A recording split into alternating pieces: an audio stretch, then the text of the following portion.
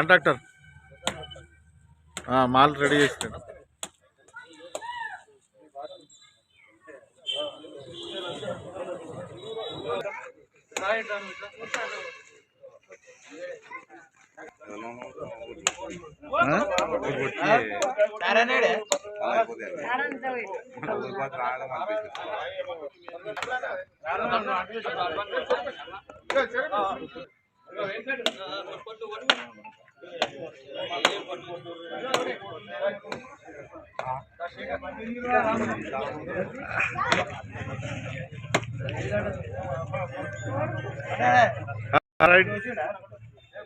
మనది కూడా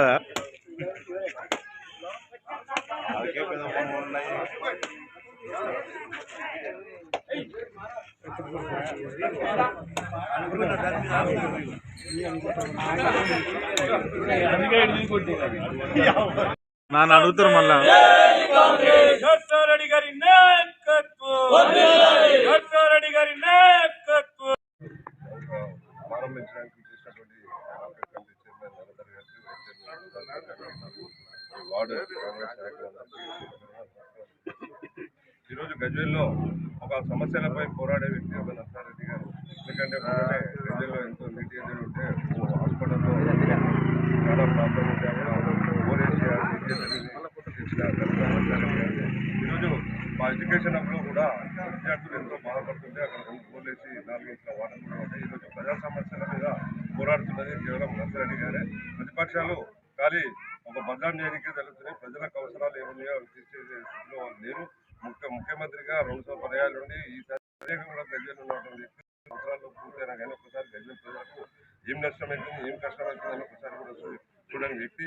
కాబట్టి గజ్వేల్ ప్రజలారా ఈసారి స్థానిక సంస్థలలో కాంగ్రెస్ కు పెద్దపీట వేసి కాంగ్రెస్ జెండాను ఎగరేసినట్టయితే ఇంకా నర్సారెడ్డి గారు రేవంత్ రెడ్డి గారిని కూడా తీసుకొని గజ్వేల్ అన్ని కూడా ఏ విధంగా మిగిలిపోయిన పనులున్నాయో అవన్నీ కూడా నెరవేర్చే దిశగా మేము ప్రయత్నం చేస్తామని కూడా తెలియజేస్తాం.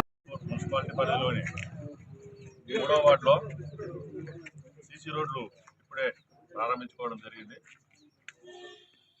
ఇది ఇంతకుముందు పేపర్ల మీద ఇచ్చారు, వాళ్ళు పేపర్ల మీద ఇచ్చి మేము చేసినామని మళ్ళీ దానికి చేస్తున్నారని ఆలోచన కాకుండా కలెక్టర్ గారితో మళ్ళీ రీశాంక్షన్ చేయించుకొచ్చి నర్సన్న గారు రీశాంక్షన్ చేయించుకొచ్చారు. అందులో భాగంగానే ఇక్కడ ఈరోజు కొబ్బరికాయ కొట్టుకోవడం జరిగింది. ఇలాంటి అభివృద్ధి కార్యక్రమాలు ఇంకా ఎన్నో కాంగ్రెస్ ప్రభుత్వానికి మీరు అందరూ అండగా ఉంటే ఇంకెన్నో చేసుకుంటే అవకాశం కలుగుతుందని ఈ సందర్భంగా గుర్తు చేస్తూ మీరు రేవంత్ అన్న సర్కారును ఆశీర్వదించాలని సందర్భంగా గుర్తు చేస్తున్నారు.